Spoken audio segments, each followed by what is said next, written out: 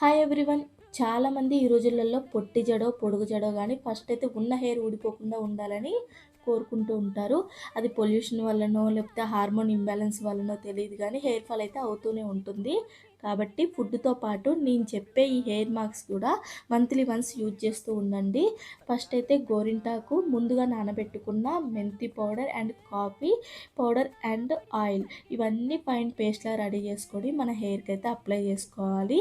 Apply చేసుకున్న తర్వాత 1 hour తర్వాత అయితే దీన్ని నార్మల్ వాటర్‌తో వాష్ చేసుకోవాలి. దీనివల్ల హెయిర్ గ్రోత్ అయితే చాలా బాగుంటుంది.